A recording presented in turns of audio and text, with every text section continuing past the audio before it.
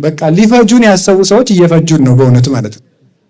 ሊፈጁን ያሰቡ ሰዎች እግዚአብሔር አብሮን ሶባኮ እግዚአብሔር ምስሌነ ይብል እስራኤል ሶባኮ እግዚአብሔር ምስሌነ።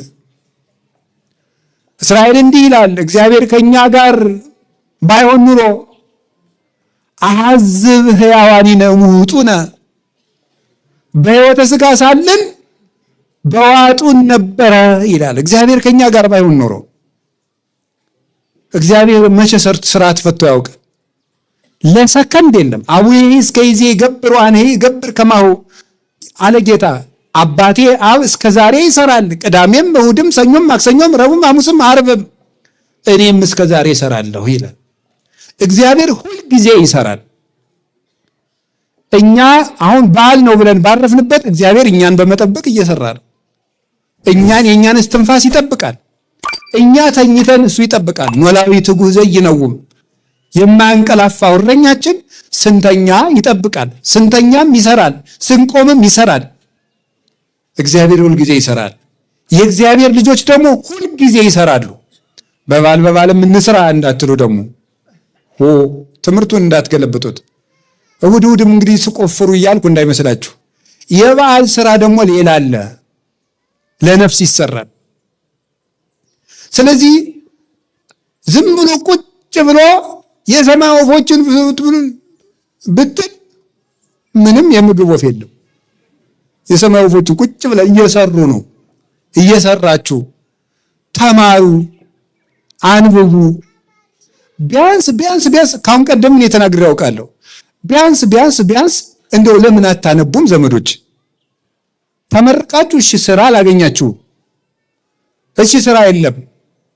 አሁን መከራ በስቷል። ጦርነት አለ፣ ሞት አለ። ሀብታምም ደሃም መኖሪያ አጥቷል ዛሬ። አረ እንደዚያ ከሆነ ስራም ካጣችሁ ቢያንስ ለምን ግን አታነቡም?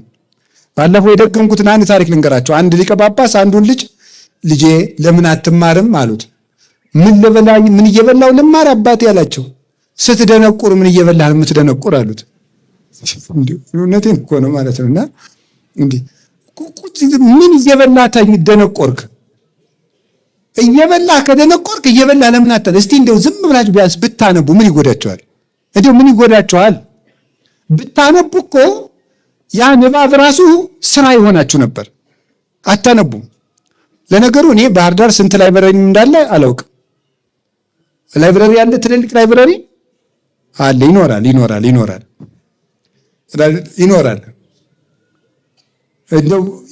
የኢትዮጵያ ከተሞች ያለ አቅማቸው መጠጥ ቤት ነው የሚያበዙት። መጠጥ ቤት ያለ መጠናቸው ማለት ነው። ምናምን ሀውስ የሚባለው በየስፍራው ያለ እንጂ ላይብረሪ እስቲ እንደው በሞቴ ትናንትና እንደው በእግራችሁ ጀብ ስትሉ ላይብረሪ የሚል ጽሑፍ ያየ አለ? አገር ሲጠፋ እኮ እንዲህ ያለን የሚጠፋ መጠጥ የሚል እኔ በ10 ሜትር ራዲየስ አገኛለሁ፣ መጠጥ ቤት አገኛለሁ። ላይብረሪ ግን ኧረ እኔ ከዚህ እስከ ድባንቄ ወይም ደግሞ እስከ ኤርፖርት ድረስም ሳላይ መሄድ ይችላለሁ። እንደው አይንን ጨፍኛል እንዲህ እያልኩ እየሄድኩም ላይብረሪ ሳላይ መዝለቅ ይችላለሁ። ወይ አገር ጥፋት ይገርማቸዋል እኮ ሆድ እየበዛ ትምህርት እየቀነሰ ከመጣ አገር የሚጠፋ ከዚህ ላይ ነው። እናቱን የሚገድል ለወንድሙ የማይራራ ጨካኝ፣ በሰው ደም እጁን የሚታጠብ የሚመጣ ከድንቁርና ነው። ሕዝቤ ዕውቀት ከማጣቱ የተነሳ ጠፍቷል እንዳለ ጌታ ትንቢተ ሆሴዕ ምዕራፍ 4 ቁጥር 6 ላይ ሕዝቤ ዕውቀት ከማጣቱ የተነሳ ጠፍቷል። የዕውቀት ጥፋት ቅዱስ ዮሐንስ አፈወርቅ ምን ይላል? የብጥብጥ ሁሉ መነሻ ነው ይላል። የመገዳደል፣ የሞት፣ የጨካኝነት፣ የአረመኔነት መነሻው ድንቁርና ነው። የሚያውቅ ሰው እንዴት የሰውን ክብር የሚያውቅ ሰው ገድሎ አይደሰትም። እና የእግዚአብሔር ቤተሰቦች ስራ ስሩ። የማይሰራ ሰው ክርስቲያን አይደለም። ስሩ፣ ጥራችሁ ግራችሁ። እኔ እንደው በጣም ነው የሚገርመኝ። ሰምታችኋል? የሆነ የግብፅ ገዳማትን ለመሳለም የዛሬ ዓመት አካባቢ ግብፅ ሄጄ ነበር እና አንድ ሱቅ ደንገሉን እንደ መጽሐፍ አድርገው ሰርተውታል። ከደንገሉ ላይ የእመቤታችንን የጉዞ ስዕል ፕሪንት አድርገውበት $100 ሸጡልን። ምኑ ነው? እኔም ለምኜ ነው የገዛው። ዶላር አለው እንዲህ ሰውዬ እንዳትሉ የለኝም። የኢትዮጵያ ሕዝብ እኮ ይችችን ነው የሚለቅም። የለኝም ማምላክን የለኝም እንዴ ትቀንታላችሁ እንዴ? የለኝም። እና ምዕመናን ነው የገዙልኝ። ደንገል ነው። ስንት ነው የተሸጠው? ምንድን ነው እሱ? ደንገሉን ማለት ነው። ደንገሉን የሆነ ነገር አድርገው በሆነ ነገር እኮ ነው፣ የሽንኩርት መክተፊያ የሚመስል ነገር ነው። እዚያ ውስጥ አስገባችሁና የሆነ ልሙጥ አርጋ ወረቀት አርጋ ወጣችሁ። እዚያ ላይ ደግሞ የእመቤታችን ጆርኒ ኦፍ ቨርጅን ሜሪ የሚል የድንግል ማርያም ጉዞ የሚል የስደቷን ጉዞ ፕሪንት አደረገችልን። እንግዲህ እኮ ልጅቱ እስልምና እምነት ተከታይ ናት። እንጀራ ነው ግን ሸጠችልን። ስለዚህ ይኸውላችሁ ደንገሉን እኮ እንዲህ አድርገን ገዝተመጣ። እኛ ሀገር አሁን ያ መሳሪያ እንዴ ግብፅ እኮ ቴክኖሎጂ ሞልቷት። ምንድነው ቴክኖሎጂ ያላት? እንደው መሳሪያውን ቆይ እስኪ አስጠይቃ ነገራችኋለሁ። በዛው እንድትጀምራችሁት ምዕመናን እዛ ካሉ ደውዬ ጠይቃለሁ። ቢሆን የሆነ ነገር እኮ ነው የምላችሁ፣ የልብስ መተኮሻ የሚመስል ነገር የሆነ ነገር ነው። ዝም ብሎ የሆነ ነገር ነው፣ አይመጣልንም። ግን እኛ ምንድን ነው የምናደርገው? እሷ ደንገል ሰንጥቃ $100 ሰራች። እኛ ነገር መሰንጠቅ ነው የምናውቀው። ወግ መሰንጠቅ ቁጭ ብሎ እንዲሁ ቁጭ። እንዴት አይነት ሊቅ ናችሁ ደግሞ እናቶቼ! እንዲሁ ሊቅ በቃ በጣም የአራቱ ጉባኤ መምህር ናችሁ፣ የመጽሐፍ መምህር ናችሁ፣ የቅኔ መምህር ናችሁ፣ ጳጳስ ናችሁ። ጎበዞች ማለት ሁሉንም ትሰነጥቃላችሁ። እንደዚያ ነው የምታደርጉት ማለት ነው። ስለዚህ ጌታ ያለን ከመጨነቅ ይልቅ መስራት። ማመንና ምን ማለት ንገሩኝ? ማመንና መስራት በሉ እስኪ። ማመንና ምን ማለት? መስራት። የማይሰራ ሰው ግን እግዚአብሔርም ሊሰጠው አይችልም። ይሄን አባቶች ይላሉና ሊሰራ የማይወድ ሰው አይብላ ዘይፈቅድ ይትቀነ ይሴሰ ይላል ቅዱስ ጳውሎስ። ሊሰራ የማይወድ ሰው አይብላ ይላል። ልብ በሉ፣ የማይሰራ አይብላ አላለም። ምንድነው ያለ? ሊሰራ የማይወድ ነው። የማይሰራ አይብላ አላለም። ሊሰራ የማይወድ ነው ያለው። የማይሰራ አይብላ ቢል ሕፃናት ይሰራሉ? አይሰሩም። ስለዚህ ላይበሉ ነው ማለት ነው። መስራት የማይችሉ ከልጆቻቸው ጡረታ የገቡ ሽማግሌዎች አሉ። መስራት አይችሉም። እነሱ አይብሉ ሊመጣ ነዋ። የታመሙ ሰዎች መስራት አይችሉም። እነሱ አይብሉ እንዳይል ምን አለ? ሊሰራ የማይወድ ማለት መስራት እየቻለ የማይሰራ ሰው አይብላ። የሁላችሁ ሳሰሩ አትብሉ። ቁጭ ብላችሁ የቤተሰብ እንጀራ አትብሉ። የሆነ ነገር አድርጉ ባካችሁ። አንድ መጽሐፈ መነኮሳት ምን ይላል መሳለ? እንደው ቁጭ ከምትል እንዳትስቁብን፣ እንደው ቁጭ ከምትል ቢያንስ ተንቀሳቅሰሽ እንትን ሸንተና ይላል። እንደው ቁጭ ከምትል ይሻላል ነው፣ እንደው ይሻላል። በዚያው ስራ እንድትማር እኮ ነው። ቁጭ ከምትል ምን ይላል? ቢያንስ ተንቀሳቀስ። ቤትህም ውስጥ እንደው እንደዚህ ያል እንደው ተንቀሳቀስ፣ ቢያንስ ተንቀሳቀስ እንደዚህ ይበል። እንደው ቁጭ ብላችሁ አንዳንዶቻችሁ ደግሞ ከሰው ሱቅ ዳችሁ ቁጭ ብላችሁ ወሬ ስትሉ ያላፊ አግዳሚውን እግር ስትቆጥሩ ትትውላላችሁ። ከስራ ፈትነታችን የተነሳ ብዙ ባለሱቆች ያለ ስራ መቆም ክልክል ነው የሚለጥፈዋል። እንዴ በጣም እኮ ነው የሚገርማችሁ። ይሄ እኮ መሳቂያነት ነው። አገሪቱን የስራ ፈት ሀገር ማድረግ እኮ ነው ደግነቱ። ፈረንጆቹ አማርኛ አያነቡም እንጂ ያለ ስራ መቆም ክልክል ነው ማለት። እዚህ ሀገር ያለ ስራ ይቆማል እንዲሉ ነው የምናደርገው እኮ። ስለዚህ እንዲሁ ተንቀሳቀሱ፣ የሆነች ነገር ጀምሩ። ቅዱስ ሚካኤል ባርክልኝ ይላል። አንድ ሰውዬ መጣና ቅዱስ ሚካኤል ምኑን ነው የምባርክልህ አለው። አትክልት የለ ወይ ዶሮ አላረባ፣ እንደው ምኑን ነው የማባርክልህ? ሰው እኮ ዶሮ ገዝቶ ዶሮዬን ባርክልኝ፣ አትክልት ተክሎ አትክልቷን ባርክልኝ፣ መጽሐፍ አንብቦ ጭንቅላቴን ባርክልኝ ይባላል። እንዲሁ ተኝቶ ባርክልኝ አለ። ነውር እኮ ነው፣ ይሄ ነውር ነው። ስለዚህ እንደው ስሩ፣ አይዟችሁ። እና ደግሞ ከዛ በኋላ እየሰራችሁ ካጣችሁስ አትጨነቁ እንዴ። የግድ እኮ ሀብታም ልንሆን አልተፈጠርንም፣ ልናጣም ጭምር እኮ ተፈጥረናል እንዴ። ድህነት ቅድስና አይደለም እንጂ ኃጢአትም እኮ ድግና አይደለም። ድሃ መሆንም እኮ ይቻላል። ካልተሳካ ለምንስ ድሃ አንሆንም? መድኃኔዓለም እኮ ድሃ ነው። በስጋው በዚህ ዓለም ሲኖር ድሃ ነበር። ምንድን ነው ያለን?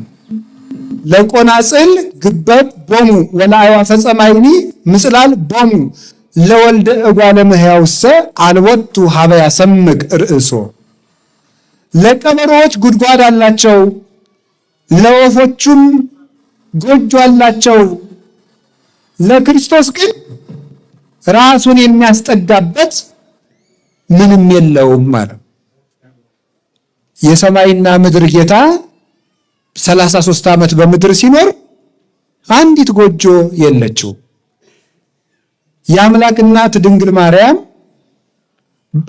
የሕይወት እንጀራን አዝላ ለልጇ የምታበላው ቁረሽ እንጀራ አልነበራትም። ውሃ ለምን አለች? ለምን ትጨንቃላችሁ? ጌታ ሆይ መቼ ነው የምታሳካልኝ? መቼ ነው የራሴ ጎጆ የሚኖረኝ? የራሴ መጠለያ የሚኖረኝ? አከራዮች እኮ ጨቅጭቀው ገደሉኝ። አንዱ የሚበላው አጥቶ አስፋልት ላይ ያድራል፣ ረሃብ መሮታል። አንተ ደግሞ ለቤት ኪራይ የምከፍለው እያለ የአከራይዋ ጠባይ ነው የመረረ። ወይ ጥጋብ! ይሄ እንዲሁ እናቱ የሞተችበትና ገበያ ሄደችበት እኩል ያለቅሳል። እውነት ነው። አከራይ የሚጨቀጭቅ ይመስለኛል። አልፎ አልፎ አከራይ ይጨቀጭቃሉ።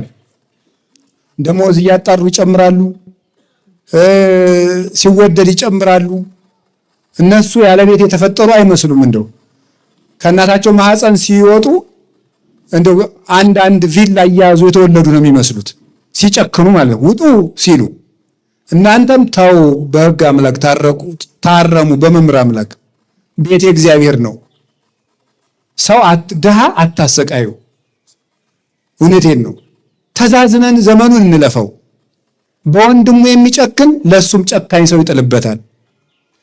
ርኅሩህ ሁኑ፣ ድሃ አትግፉ። ክርስቶስን ፍለጋ እዚህ እንደተሰበሰባችሁ አውቃለሁ። መቅደሱ ውስጥ ቁጭ ብሎ የሚጠብቅ እንደ ንጉሥ ቁጭ ብሎ የሚጠብቅ አይደለም። አስፋልት ላይ ያለው ድሃ ክርስቶስ ነው። ጦም የሚያድረው ወንድማችን ክርስቶስ ነው። እኛ ሁለት አይነት ምግብ በልተን ሶስተኛው በመጉደሉ እያጉረመረም ጥሬ አጥቶ የሚያድር ድሃ ጎረቤታችን አለ። ያ ክርስቶስ ነው። ታስታውሳላችሁ?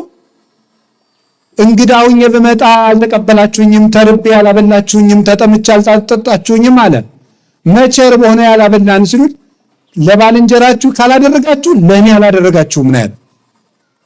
ስለዚህ የእግዚአብሔር ቤተሰቦች ሰርታችሁ ባልተሳካላችሁ ነገር አትጨነቁ። ትቀጠራላችሁ፣ ትባረራላችሁ። 3-4 ጊዜ ንግድ ትከፍታላችሁ፣ ትከስራላችሁ። አትጨነቁ። አሁንም ሞክሩ፣ አይሳካ። በደስታና በሰላም ኑሩ። ጥራችሁ ባልተሳካ ነገር አትጨነቁ። ለምን ድሃውንንስ አንሞትም? ሰነፉንን አንሙት እንጂ ድሃውንንማ አንሞትም። ችግር አለው? ከለፋንበት ነገር ምን ይዘን እንሄዳለን? 3 ክንድ ከስንዝር መገነዣ ብቻ አይደለም ይከተለን? ምን ይዘን ነው የምንሄድ ነገር አለ? የለም። ስለዚህ ለምንስ ድሃ አንሆንም? ድህነታችሁን ለስንፍና ማስረጃ አታድርጉት እንጂ የታባቱ ለምን ድሃ አልሆንም ብላችሁ አትስነፉ። ሰርታችሁ ድሃ ከሆናችሁ ግን እግዚአብሔር ይመስገን በሉ። እስኪ አንድ ጊዜ እግዚአብሔር ይመስገን በሉ። እንዲያውም ይላል ቅዱስ ዮሐንስ አፈወርቅ፣ ጌታዬ ሆይ ካንተ ጋር የሚያጣላኝን ገንዘብ ስላልሰጠኝ አመሰግንሃለሁ በለው ይላል። እስኪ በሉ ጌታዬ ሆይ በሉ። ካንተ ጋር የሚያጣላኝን ገንዘብ ስላልሰጠኝ አመሰግናለሁ። አዎ እንደዚህ ነው። ከዚህ በኋላ ግን ትሰራላችሁ፣ ትማራላችሁ፣ ትጥራላችሁ፣ ትደክማላችሁ። ብትከስሩ ባይሳካላችሁ ሰርታችሁ ገንዘቡ ልም ቢል ከዚህ በኋላ አትጨነቁም ማለት ነው። ተስማምተናል? አዎ እግዚአብሔር ብቻ አለልን። እንስራ እንጂ አንድ ሰውዬ ነበረ፣ ስሩ ነው እንጂ እግዚአብሔር ተጨነቁ አላለም። ድርቅ ሆኖ ገበሬ ነው። ሰውየውንም አውቀዋለሁ፣ ይገርማቸዋል። ድርቅ ሆኖ ሐምሌ ድረስ ድርቅ ሆኖ ሰውየው ግን ይዘራል። ከዚያ በኋላ ራቱ አንተ ሰውዬ ባይሆን ዘሩን ልጆቹ ቆርጥመውት ይሙቱ እንደው እባክህ እያወጣህ አትበትን ሲሉት አይ እግዚአብሔር ዝራ ነው እንጂ ዝናብ አዝንም አላለኝም ማለት። አያችሁ ሊቅነቱ። እግዚአብሔር ዝራ ነው ያለኝ። የእኔን ድርሻ ሰርቼ ዝናብ ከቀረ እኔ ምን ጨነቀኝ? ልጆችን የማበላቸውን ነገር ማን ያውቃል ነው? እግዚአብሔር ያውቃል። እኔ ድርሻዬን እወጣለሁ። ዘራ ሰው ሁሉ ሲንገበገብ አልዘራም ብሎ እኔማ እንደው ያለችኝ ይበላል ብሎ ብልጥ ሲሆን እሸቱን ማኑ አፈሰ? አቶ ገሌ ስሙን አልነግራችሁ። እሱ እሸቱን ለልጆቹ ቆርጦ አበላ፣ አዝመራውን አጭዶ ልጆቹን መገበ። እግዚአብሔር ዝራ እንጂ አዝንም አላለኝም ያለው እውነቱን ነው። እግዚአብሔር ስሩ ነው እንጂ ተጨነቁ አላለም። እና አትጨነቁ። እኔ ከማን በልጬ ነው? አብርሃም በድንኳን እኮ ነው የኖረ። ጌታዬ ወይ የዚህን ያህል ምን በድዬ ነው ጥሩ ስራ ማሰራኝ? ህይወቴ በመባከን አለቀ፣ ለምን አታሳካልኝም? የብዙ ምዕመናን ጥያቄ ነው። አብርሃም እድሜ ልኩን በድንኳን አይደል እንዴ የኖረ? እኛስ ከአብርሃም እንበልጣለን? ይስሐቅ በድንኳን ነው የኖረ። ያዕቆብ እግዚአብሔር ሌሊት ተገልጾ ትግል የፍቅር ትግል ሲታገለው ያደረው ያዕቆብ እግዚአብሔር እኮ ነው ትግል ገጥሞት የፍቅር ትግል እግዚአብሔርን እንደዚህ አቅፎ ያደረው ያዕቆብ የኖረው በድንኳን በስደት ነው። ከነ ድንኳኑ ቤት እንኳን ደግሞ አገሩ ላይ መቀበር አቅቶት ግብጽ ተሰዶ ነው ያረፈው። ምን አለ ቅዱስ ዳዊት ለዚህ እኮ ነው ነግዶ ፈላሲ አነ ከመኩሉ አበውዬ፣ እኔ እንደ አባቶቼ እንግዳ ነኝ። እስኪ በሉላችሁ እኔ እንደ አባቶቼ በሉ። ምንድን ነኝ? እንግዳ። እንደው ከሰው ቤት ውስጥ ተመችቶት የሰውን ሁሉ ጓዝ ልዘዝበት አይደለም። እንደጀቱትን አግኝቶ እንደ ነገሩ ነው የሚያደርገው። እና ይሄንን የእንግድነት ቤታችን አገኘን ኖራለን። እንግዳ ቢያገኙ ሰጥታል ቢያጭመርቆስ ሊያስጥኝ ያከራል። ይሄ አሁን የእንግድነት ቤታችን ብናገኝ ይመጣል። ካጣንም እግዚአብሔር ይመስገን። እንዲህ ማለት ነው። ሁለተኛ ስለምን አትጨነቁ አለ? ስለ ልብስ አትጨነቁ። ለስጋችሁ ወለስጋክሙኒ ዘትለብሱ፣ ለስጋችሁ በምትለብሱት ነገር ደግሞ አትጨነቁ። ጥያቄ፣ ልብስን ብንለብሰው ለስጋችን ነው ለነፍሳችን ነው? ለስጋችን ነው። በጣም ጥሩ፣ ለነፍሳችን ነው። ይቅርታ አድርጉልኝ። እንዴት ነው ለነፍሳችን የሚሆነው የሚባል? ሰው ልብስ ባለመልበሱ የምታፍር ነፍሱ ነው ስጋው ነው? ለምሳሌ የሞተ ሰው ቢገለጥ ያፍራል? አያፍርም። ስለዚህ የምንለብሰው ማን እንዳታፍር ነው? ነፍሳችን እንዳታፈር ነው ማለት። ስጋ ልብስ ግን የስጋ የተባለበት ምክንያት ለብሶት የሚታይ ማን ስለሆነ ነው? ስጋ ስለሆነ ማለት ነው። ለብሶት የሚታይ ስጋ ስለሆነ የስጋ ልብስ ተባለ እንጂ የምንለብሰው ለነፍሳችን ነው። አንዳንድ ሰዎች አሁን አጫጭር ልብስ የለበሱ ሰዎች አጭር፣ በተለይ እህቶቻችን አጫጭር ልብስ ለብሰው ሳይሏቸው እናቶች እንዲሁ ሳይሏቸው አጭር ለብሰው ከዛ በግድ እንትኑን ወደ ታች እንደዚህ ሲያደርጉት አይታችሁ ታውቃላችሁ። ቢሮ ሲመጡ እንደዚህ በዚች አድርገው በቃ ወደ ታች በደንብ ሊያስረዝሙ። ነፍሳቸው ስለምታፈር ነው እንደዛ የሚያደርጉት። መጀመሪያ ለምን አጭር ገዛችሁ? እንደዚህ ከምትሉት ረጅም አትገዙ ነው ይቀንሳላቸው። ኧረ እንደውም ስሰማቸው ነው አሉ ውድ እንደው ይገርማል። ረጅሙ ተርካሹ በቀላል ብር ነው የሚገኘው። ነፍስ ስለሚያጥር ነፍስ ስለምታፍር። ስለዚህ ለስጋችሁ የምትለብሱት ነገር ደግሞ አትጨነቁ። ለምን ምን ደርሳለን? አኮኑ ስጋ የአጽር ልብስ ማራዝም ይላል። ስጋ ከልብስ አይበልጥም ወይ? አሁን ተርጉሙት። ቅድም ስለተማራችሁ ስጋ ከልብስ አይበልጥም ወይ? ተርጉሙት። አሁን ቅድም ስላስተማርኳችሁ ምን ማለት ነው? ስጋ ከልብስ አይበልጥም ወይ ሲል ምን እያለ ነው? ልብስ ለእናንተ ከመስጠት ምን ማድረግ ይበልጣል እያለ ነው። ስጋችሁን መፍጠር ይበልጣል ነው። ቅድም እንዳልኳችሁ ለነፍሳችሁ ምግብ የሚሆን ነገር ከመስጠት ነፍሳችሁን መፍጠር ይበልጣል። ለስጋችሁ የሚሆናችሁን ልብስ ከመፍጠር ስጋችሁን መፍጠር ይበልጣል። ሰው ሊያደርግላችሁ የማይችለውን ስጋ መፍጠር ፈጥሬ ከሰጠዋችሁ ዓይን፣ እጅ፣ ጆሮ፣ አፍንጫ፣ ፈጥሬ ከሰጠዋችሁ ሰው ገዝቶ ሊሰጠው የሚችለውን ልብስ አይሰጠንም ብላችሁ ታስባላችሁ ማለቱ። በዚያውም ላይ ለልብስ አትጨነቁ፣ ለስጋችሁ ለልብስ አትጨነቁ ማለት ምን ማለት ነው?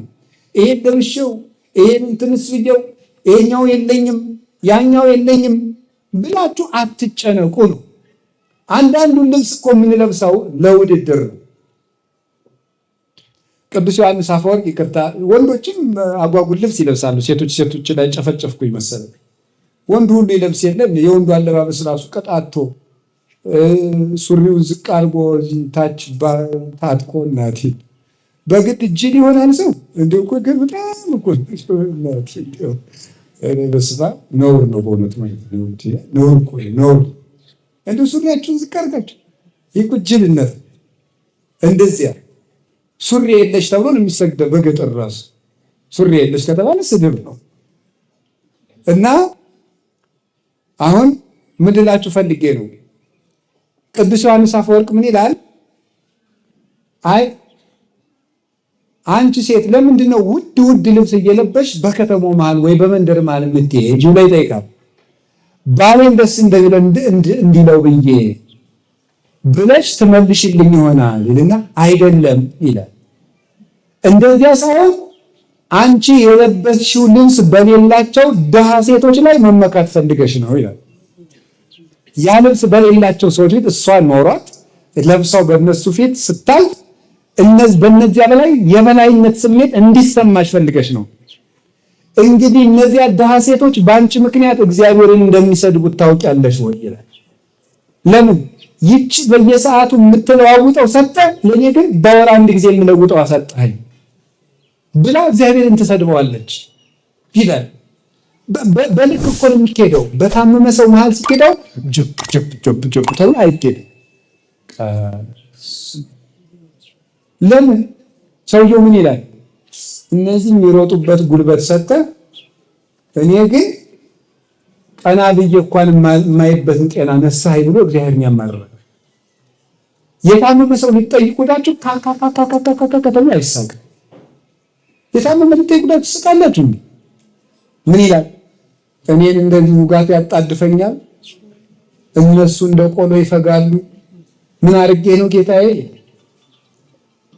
ከታመመ ሰው ሊጠይቁዳችሁ እንትና ይችን ጉረሻት እገሌ ጉረስ ብላ ሻይ እንጥምጥም አይባል ተውሎ እኔ ይሄን ከቀመስኩ ወሬ ነው እነሱ ይቀላገላሉ። ለማን ያማረራል? እግዚአብሔርን ያማረራል። ስርዓት ተይዞ ነው ሁሉ ነገር የሚደረገው እግዚአብሔር ቤተሰቦች። ስለዚህ ልብሳችሁን አትጨነቁ ማለት ይሄንን ለበሳችሁ ያንን ለበሳችሁ ሰው በልብሱ አይከብርም። በጣም በልብስ አይነት በመጨነቅ አይምሯችሁን አታገንዙ፣ በዚህ ዓለም ፍቅር አትያዙ ማለት ነው። ለልብስ ከመጨነቃችን የተነሳ እንዳልኳችሁ ደጋግሜ እንደምናገረው ቀዳዳ ልብስ ፋሽን ሆኖ መምጣቱ ነው። ሰው የመጨረሻ ማበዱን የማይሆን ልብስ የመጨረሻ የተቀደደ ሱሪ ፋሽን ሆኖ ሲሸጥ ይህን ይባላል። የሰው ልጅ ለልብስ ከመጨነቁ የተነሳ ስለዚህ አጌጣለሁ ብላችሁ በልብስ አትጨነቁ። የሚገባችሁን ያክል ሰውነታችሁ ከተሸፈነ ከሰው ጋር ከዋላችሁ በቃችሁ ማለት ያላችሁን አጥባችሁ በንጽህና በልክ ልበሱ። እንደዚህ ብላችሁ ጎተት ትበሉ ያለብም ያልኩት እኔ በስነ ስርዓት ልበሱ። ግን ልብሳችሁ የሚጨምርላችሁ ክብርና ጌትነት የለም። ብዙ ልብስ በመግዛት ደስታን ማግኘት አይገባም፣ አይቻልም። ለዚህ አትጨነቁ። እንደዚያ ከሆነ ልብስ የት እናገኛለን የምትሉ ከሆነ ምን አለ? ሩዩ ጽጌያ ተገዳም ዘከመይልኩ የምድረ በዳ አበቦችን ተመልከቷቸው ሲል ማን ነው ያለበሳቸው? አንዱ ቢጫ ልብስ ለብሶ አደራ አበባ፣ ጽጌረዳ ደግሞ ቀይ አበባዋን ይዛ የራሳቸውን መልከኛ ልብስ ለብሰው አበቦቹ ሲርግድ ሲሉ በተራራው ላይ ማን ነው እንደዚህ ያለው ውበት ያለበሳቸው? ገዝተው እንኳን የለበሱት ከዚህ ነው ያፈልደቁት ከሰውነታቸው። እስቲ ያቸው አለ ሰሎሞን ጥቀ በኩሉ ክብሩ ይለብሰ ከማዱ ምሉ። ሰሎሞን እንኳን እንዲያ ያለ ባለጸጋ ሲሆን ከነዚህ አበቦች ያንዱን ያህል አልለበሰም ማለት። ለምን? ሰሎሞን አበባ ሊያስጠልፍ ይችላል እንጂ አበባ አያብብም። ገብቶችኋል? ሰሎሞን እንኳን የአበቦችን ያህል አልለበሰም። እና ታዲያ እነዚህ አበቦች ሳይጨነቁ እንደዚህ የሚለብሱ ከሆነ ለዚያውም ደግሞ ወናውዝ እየገዳም ዘወምሃሎ ወጌሰመ ይትወደይ ውስተ እቶነ እሳት ዘከመ ያለብሶ እግዚአብሔር እፎኪያክሙ ወጽጻን ሃይማኖት። ዛሬ አብቦ ለምልሞ በመስከረም በጥቅምት አብቦ ለምልሞ የምታዩት ነገ በእሳት የሚቃጠለውን አበባ እግዚአብሔር እንደዚህ አድርጎ የሚያለብሰው ከሆነ እናንተ እምነት የጎደላችሁ በአርአያውና በአምሳሉ የፈጠራችሁ እናንተንም እንዴት አያለብሳችሁ? ወፍ ያላቸው ግን ቄስን ተመልከቱ ማለት ነው ብለው ተርጉሞታል። የሰማይ ወፎችን ተመልከቱ ማለት የማይዘሩ የማያጭዱ ወፎችን፣ ካህናትን ተመልከቱ ማለት ካህናትን ማንም ያበላቸው? እስኪ ንገሩ። ለምሳሌ እኔን ብትወስዱኝ እኔ ጓሮ የለኝም፣ እግዚአብሔር የተመሰገነ ይሁን፣ የባንክ አካውንትም የለኝም፣ ሊኖረኝም አይችልም እስከምሞት። መዝግቡት። አባ በ2018 አካውንት አይኖረኝም ብለህ ነበረ ብላችሁ በዩቲዩብ እንድትናገሩት ይሄው በ2030 አለህ እንድትሉ ማለት አለንም። አይዟችሁ እሺ። ስለዚህ ሰዎችን ማበረም ብለን ይይዛል። በቀጣይ ደግሜንም ራይ ወደፊትም አካውንት አይኖረኝም። ስለዚህ አሁን እዚያ ውስጥ የለኝም። ይሄን ቀሚስ ማን ይገዛል? ገብረ ማርያምና ወለተ ማርያም አይደል? እግዚአብሔር። ምክንያቱም ወለተ ማርያምና ገብረ ማርያም የማን ናቸው? የእግዚአብሔር ናቸው። እግዚአብሔር የማይዘሩ ወፎችን ተመልከቱ ማለት ቄስን ተመልከቱ። እስኪ እነዚህ ቄሶች ይዋዩ። ይሄ ጠምጥሞ ያለው ቄስና መነኩሴ በሙሉ ያጎቱን ድንች መሰላችሁ ሊቆፍ ነው። ያክስቱን ባይቴ ላይ ይወቃል። ማንን ይመግበው እንዲያርገው? እግዚአብሔር። እንዴት አይገርማችሁ? ቄስን አሁን እናንተ ስታከብሩ ፖሊስ አላስገደዳችሁ፣ አዋጅ አልተነገራችሁ። ልባችሁ በቄስ ላይ እምነት እንዲኖረው አድርጎ ብር አዋጣችሁ ቄስ ካባ እንዲደርብ ማድረግ ይሄ የማን ስራ ነው? ሰውን ያህል ክፉ ጭንቅላት ያለው ፍጡር አምኖ ብር እንዲሰጥ ማድረግ እኮ ጎበዝ ቀላል መስሏችኋል? ሰው እኮ ቀላል ፍጡር መስሏችኋል? የመጨረሻ የተራቀቀ ፍጡር ነው። በጣም እኔ እንደው በምድር ላይ በጣም የሚከብድ እውቀት ምንድነው ብትሉኝ ሰው ይባላል። ሰው መቼም ቢሆን ሊገባኝ አይችልም። በፊት የገባኝ መስሎኝ ነበር። ሳየው የከበደኝ እየረቀቀብኝ ይመጣል። የመጨረሻ ተገልጦ የማያልቅ መጽሐፍ ሰው። እየሳቀ ንዶት ሊሆን ይችላል፣ እየሰጠ ሊቀማ ሊሆን ይችላል። አይታወቅም ምን እንዳሰበ ማለት ምን እንዳሰበ ማወቅ አይቻልም። እየተጣሉ ውሸታቸው ሊሆን ይችላል። አይታወቅም። ሰው ግረድ እንውረድ ብለው በቃ ወግዳናቱን ነው የሚለው ውሸታቸው ሊሆን ይችላል። እንዲህ ሰው አይታወቅም።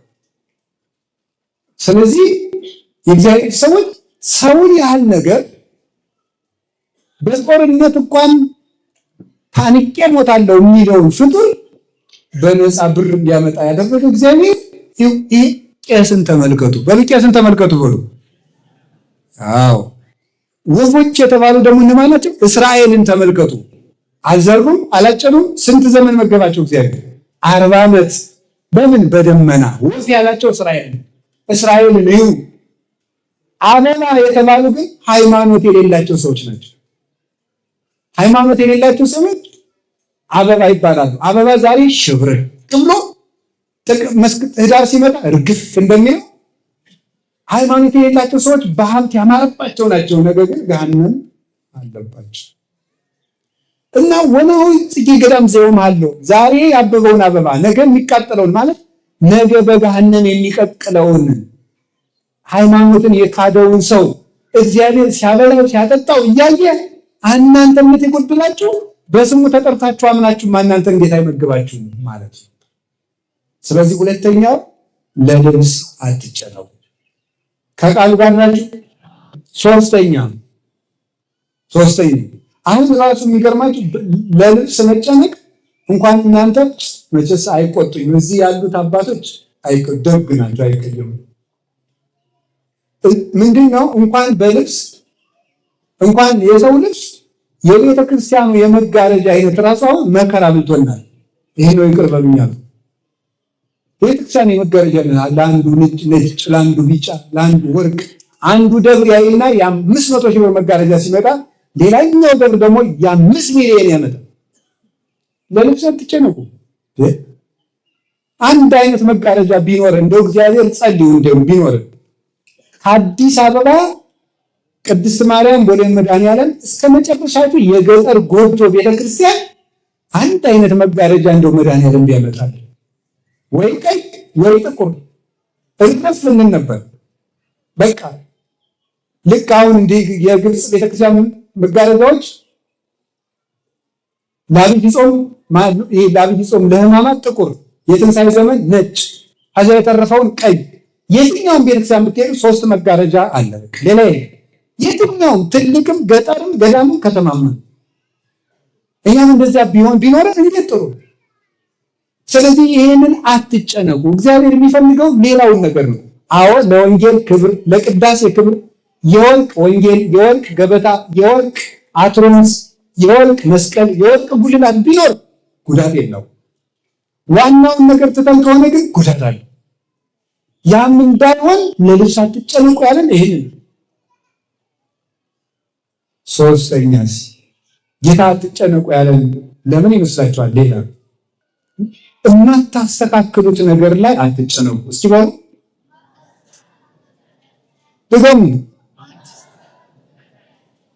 ምን ማጥቡት ነገር ላይ ለምሳሌ መኑ እሙስቴትክሙ በተክዞ ዘይት ወስቆ አሐደ መተበዲበቆም ከእናንተ መካከል ተጨንቆ በቁመቱ ላይ 1 ክንድ መጨመር የሚችል ሰው አለ ወይ? ጌታ ነው እንደዚህ ያለው። አይሎ ትንሽ 1 ክንድ አሁን የእንትናን ማንም ባለው የዳርዊንን የዝግመተ ለውጥ ቲዮሪ አንዳንዶቻችሁ ታውቁታላችሁ። ሰው መጀመሪያ ዝንጀሮ ነበረ። ከዛ ኑሮውን ለማሻሻል ሲጥር ምን እያለ መጣ? እንደዚህ እያለ በሁለት እግሩ ቁጭ አለ ቆመ አለ። ምን ነው ዛሬ ረጃጅም ሰዎችን አጫጭር ሰዎችን እንዲህ እያሉ እንደ ቀጭኔ ጥቂት መዘዝ ቢሉ የማይሆን ነገር የሚያወራ ይዘውይ ዛሬ ያሉ ዝንጀሮች ስለምን አይሻሻልም? ለነገሩ ውድቅ ተደርጓል። በራሳቸው በዘመናዊ ሳይንቲስቶች አሁን ውድቅ ሆኗል የሱ አስተምህሮ። ሰው በቁመቴ ላይ 1 ክንድ አሁን አንዲት ሴት ወንድ ልሁን አይሆንም። አንድ ወንድ እኔ ሴት ነው ወንፈል አይሆንም። ሴት መሆን ነበረብኝ ብለህ አትጨነቅ። ወንድ መሆን ነበረብኝ ብለህ አትጨነቅ። አጭር መሆን ፈልግ ነበር ብለህ አትጨነቅ። ረጅም መሆን ነበረብኝ ብለህ አትጨነቅ።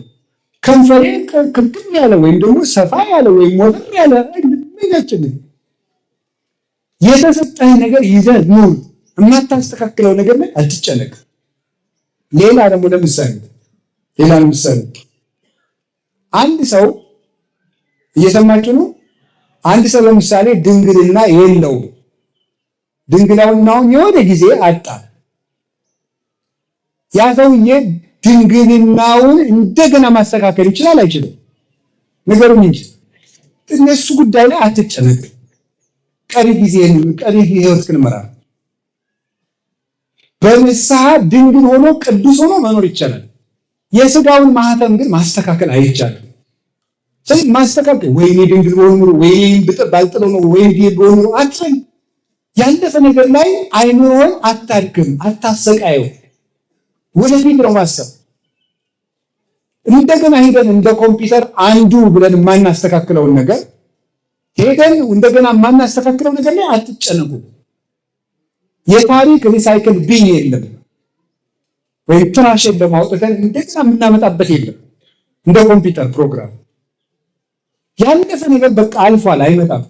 እንደውም አንድ ጽሑፍ ሳነብ ያገኘሁት እንገራለሁ። ሰዎች 48% ስለ ነገ በመጨነቅ 48% የሚያሳልፉት ደግሞ ከዚህ ትንሽ አነስ ያለውን ፐርሰንት ስለ ትናንት በመጨነቅ ለዛሬ የሚያስቡት 10% ስለ ትናንት ይጨነቃሉ። እንዲህ ባለ ኑሮ እንትና የሚባል ጓደኛ ባይኖረኝ ኑሮ ይሄን የትምህርት መስክ ባልመርጠው ኑሮ እንትና የሚባል ሀገር ባልሄድ ኖሮ እንደዚህ ብዬ ባልናገር ኖሮ እዚህ እንደዚህ ባልከፍት ኖሮ በቃ ኖሮ ሆኗል። ያን ማስተካከል አይቻልም።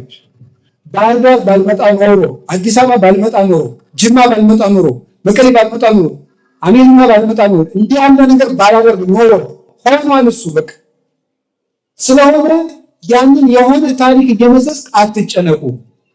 ማስተካከል የማትችሉት ትናንት ላይ አትጨነቁ። ከቃሉ ጋር ናችሁ። ከቃሉ ጋር ናችሁ። እግዚአብሔር ከሁላችን ጋር ይሁን። ማስተካከል የምንችለው ማንን ነው? ዛሬን። እስኪ ዛሬን ነው። ዛሬ ማስተካከል ይቻላል። ስለዚህ ስለ ትናንት አትጨነቁ። ሌላስ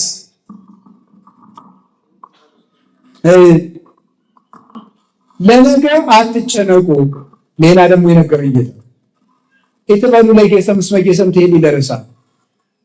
ለነገ አትጨነቁ። እስኪ ለነገ በሉ።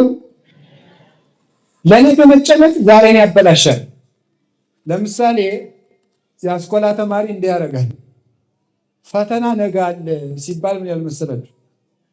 ፈተናም ነገ አለ ሲባል እንዲህ ነው የሚያደርገው። ጉዳዩን ማጥናት ትቶ ስለ ጉዳዩ ነው መጨነቅ የሚችለው። ፈተናው ማነው? ነገ። አይወይኒ ነገ እኮ ነው የሚፈተን ይላል። እናሳ ያላጠናው ስንት ነው? 20 ገጽ ሁለት ገጽ ያነብና እንደገና ይቆጥረዋል። ሁለት ገጽ በቆጠረበት እኮ ያን በቆጠረበት ሌላ ሁለት ገጽ ያነብ ነበር። ገጹን ከምቆጥር ዝም ብለህ እስከምትደርስበት ድረስ አጥናና የቀረው ገጽ ቅልጥ ብሎ ይቀር። ስለ ነገ መጨነቅ ዛሬን ያሳጣል። አብዛኛው ሰው እረፍት የሚነሳው ለጸሎት ቆመን ሐሳባችን የሚበታተነው ለምን ይመስላችኋል? ስለ ነገ ነው የምንጨነቅ። እስቲ ቁጭ ብላችሁ ጸሎት ስትጸልዩ የመጣላችሁን ሐሳብ ቁጭ ብላችሁ አስቡ። ስለ ነገር የምትጨነቁት ከማን ጋር ነው የምኖረው? የት ሀገር ነው የምኖረው? ሳረጅ ማን ይጦረኝ ይሆን? አንዳንዱ ደግሞ ከማን ጋር ምን አይነት ሚስት፣ ምን አይነት ባል፣ ምን ትስብሩ ነው። አንዳንዱ ደግሞ በጣም ከማሰበት ራቴን ምን አይነት ወጥ በላይ ነው ብሎ የሚያስብ ይችላል። በጣም ማልዳ እንትን ሽሮ ወጥ ነው የበላሁት ምስር ነው የሚሰራው ምን ተሰርቶ ብሎ የሚጨነቃል። ታውቃላችሁ አይደል? ፋሲካ ሊደርስ 30 ቀን ሲቀረው ቁርስ ስለሚበላው የወጥ አይነት ፓኬጅ የሚያወጣ ሰው እንዳለ እንደሚያቅድ ቁጭ ብሎ ከሚስቱ ጋር ግምት ነው። ጥናት ያስፈልገዋል። ቁጭ ብሎ ከሚስቱ ጋር የዛሬ 3 ሳምንት ትንሣኤ ይሆናል። አውቀሻል አይደል? አዎ በግ እናርዳለን እናርሳለን። ከዛ በኋላ ቀደም ብለሽ አንቺ እንትኑን ትሰሪዋለሽ እኔ እንትን ይሄ በጣም ከባድ ነገር ነው። ይሄ ከባድ ነገር እውነቴን ነው። ይሄ ከባድ በሽታ ነው ራሱን የቻለ ማለት። ይሄ ከባድ ነገር አይደለም። አትጨነቁ። ይሄ አንዳንድ ሰው እንደ እራት ብላ ሲባል በተለይ እንደ ሀብት ነካ ያደረገው ሰው እራት ደርሷል ብላ ሲባል ምን ሰርታችሁ ይሆን ደግሞ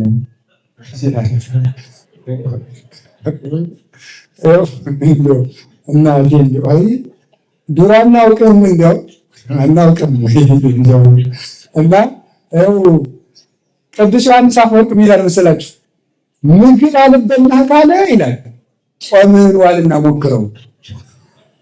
እመቤቴን ቅዱስ ዮሐንስ አፈወርቅ እኮ ነው የሚለው አልበላ እንደው ደግሞ እኮ ሆስፒታል ሄዶ እኮ ነው ዶክተር ይሄንን እንደው ምግብ ይሻለኝ አይደል? ሳያመው እንደዚያ ቃል ይሄ ሰውዬ 2 ቀን ነው ጦሙን በደንብ አድርጎ ማሳደር። እዚያ በኋላ እንደው የሆነች አውሬ እንኳን አብሮ ጎርሶ ሲጥ ልትበይ ዝም በይ ዝመለሽ ገብቶሻል እንደሚል እርግጠኛ ነኝ እንደሚል ማለት ነው። ስለዚህ ይሄ ሁሉ የሚያመጣው ምንድን ነው? ጥጋብ ነው። በእርግጥ እንደው ዝም ብሎ ይኸውልህ ያገኛችሁን ሁሉ ጥረጉ አላልኩም። ሰው መቼም አዘጋጅቶ መብላት ነውር የለውም፣ እግዚአብሔር የሰጠን ነገር ነው።